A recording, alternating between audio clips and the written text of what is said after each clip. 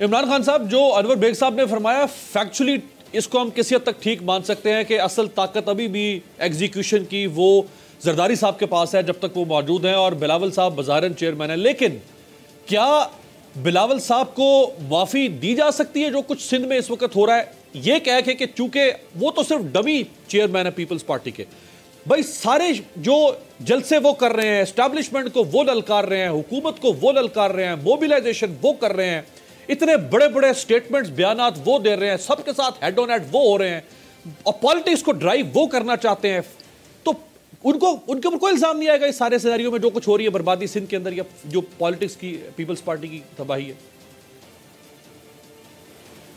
अमीर अब्बास, ये तो बहस ही नहीं होनी चाहिए कि बिलावल करे या जरदारी, आसिफ अली जरदारी करे।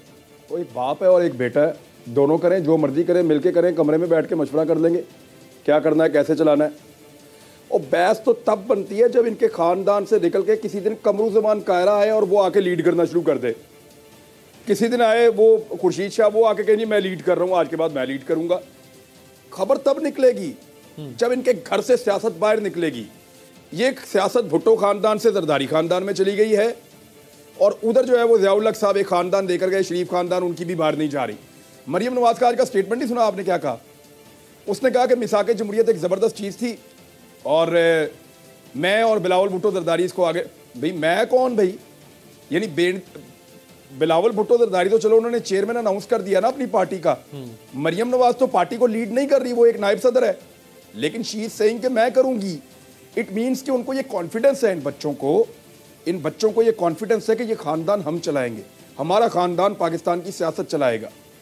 ये हक लेकर पैदा हुए हैं कि ये इस मुल्क में इक्तदार करेंगे। इनको पता है पहले दिन से कि ये हमारे सर के ऊपर आगे ताज रखा जाएगा। ये जमहूरियत नहीं है, बादशाहत है।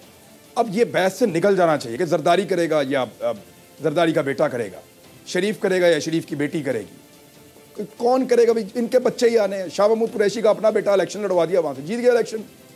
ये सारे ऐसे ही करते हैं। ये जितने रवायती पुराने सियासतदान हैं, उनके लिए सियासत जो है वो इबादत या खिदमत नहीं है, उनके लिए सियासत बिजनेस है। वो बिजनेस, आप देखें ना, सियासतदान ये बिजनेस, ये क्या काम करते हैं? ये जितने सियासतदान है कोई कारोबार करते हैं? ये जरा पता करें ये कौन सा कारोबार करते हैं और कितना टाइम देते हैं अपने कारोबार को?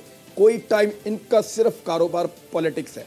जो आदमी पॉलिटिक्स में आ जाता है उसकी सारी फैमिली फिर कोई काम नहीं करती, वो सिर्फ ये देखते हैं कि इसकी पॉलिटिक्स से हमने फायदा क्या लेना है, और फिर अरबोपति बनते, करोड़ोपति बनते, खरबोपति बनते, और ये पैसा लेकर पाकिस्तान से बाहर भाग जाते हैं। ये है असल गेम और ये असल खेल।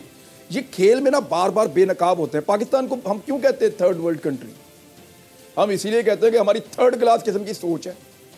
यार थर्ड क्लास किस्म की सोच नहीं है तो और क्या है? 4 दिन पहले एक बीबी गालियां दे रही थी बिलावल भुट्टो को और जरदारी को, आज वो गड़ी खुदाबख्श में बैठ के कह रही है कमाल लोग हैं, जन्नती लोग हैं, इन जैसे लोग ही कोई नहीं, पाकिस्तान को गुले गुलजार यही बनाएंगे मेरे साथ मिलकर। कल गाली दे रही थी उन्हें। अब ये जो लोग हैं जिन्होंने आज दावत दी हुई है, ये उनको गालियां दे रहे थे कल। अच्छा, फजूल तरीन लोग, चूंकि इमरान तरीन लोग हैं। नवाज शरीफ पाकिस्तान को तोड़ देगा। आप गालियों की बात, इमरान आपने जो गालियों की बात की, देखें ये 1.5 साल पहले भी गालियां दे रहे थे, आज इसलिए गालियां नहीं दे रहे चूंकि आज ये बाहर है, ऊपर इमरान खान है। एक लम्हे के लिए फर्ज कर लें कि इमरान खान नाम का कोई शख्स सियासत में नहीं है पाकिस्तान की, और यही दो लोग आमने सामने, जैसे पहले आमने सामने थे, तो आज से 1.5 साल के बाद ये वही गालियां नहीं दे रहे होंगे एक दूसरे को जो ये आज से 1.5 साल पहले दे रहे थे? यार मैं आपको बड़ी इंटरेस्टिंग चीज़ बताता हूँ। अभी पास देखें, आपका अब तजुर्बा हो गया, काफ़ी आपने काम किया सहाफ़त में। यहाँ पे 2 बहुत सीनियर लोग मौजूद हैं, जितनी हमारी उम्र है ना उतने उनके तजुर्बे हैं।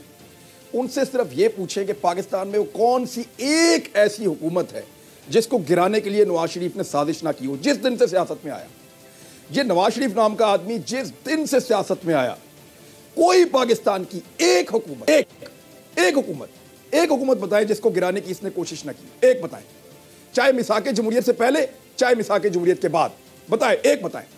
मेरा सवाल है, पूछ लें आप। अगर ये एक बता देना कि ये वो हुकूमत है जिसको नवाज शरीफ ने कहा मैं नहीं गिराऊंगा, तो मैं मान लूंगा कि वाकई नवाज शरीफ एक लीडर है। यार मिसाके जमहूरियत जिसकी आज मरियम नवाज वहां पे खड़ी होकर मिसालें दे रही थी कि मिसाके जमहूरियत हम आगे लेकर चलेंगे, उसकी 2 बड़ी खिलाफ वर्जी उसके बाप ने की थी, नवाज शरीफ ने। क्या? नंबर 1, मियां नवाज शरीफ साहब ने काला कोट पहन के अदालत खुलने से पहले अदालत के बाहर खड़े थे कि मेमो गेट स्कैंडल में मैं नहीं छोड़ूंगा जरदारी को और उसके साथियों को। नवाज शरीफ साहब थे ना।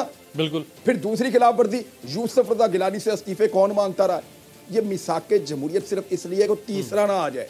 हम दोनों ने मिलकर खाना पीना है, एंजॉय करना है, हम लोग आपस में मिलकर जो करना है फजलुर रहमान साहब को भी साथ रखे, सबको हैप्पी हैप्पी। लेकिन अगर कोई तीसरा आएगा, चाहे वो फौजी है, चाहे वो कोई फौजी का दोस्त है, चाहे कोई फौजी नहीं है, उसको हम नहीं छोड़ेंगे। ये है जी मिसाक जमहूरियत।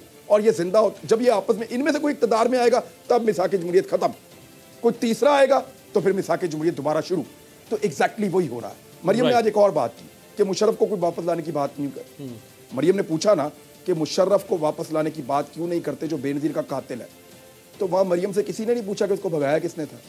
सही है भाई, नवाज शरीफ के दौर में अदालत ने साफ कहा था कि जिसने भेजना है भेजो, नहीं भेजना ना भेजो, हमारा इससे कोई ताल्लुक नहीं है। और फिर मियां नवाज शरीफ साहब ने परवेज मुशर्रफ से डील करके उनको पाकिस्तान से बाहर भिजवाया, जैसे वो खुद अब डील करके गए हैं। राइट। ऐसे ही और जैसे नवाज शरीफ साहब के साथ, मुशर्रफ साहब के साथ डील करके नवाज शरीफ जद्दा चले गए थे 2001-2002 की बात। सब्सक्राइब करें और बेल दबाएं ताकि कोई खबर रह न जाए।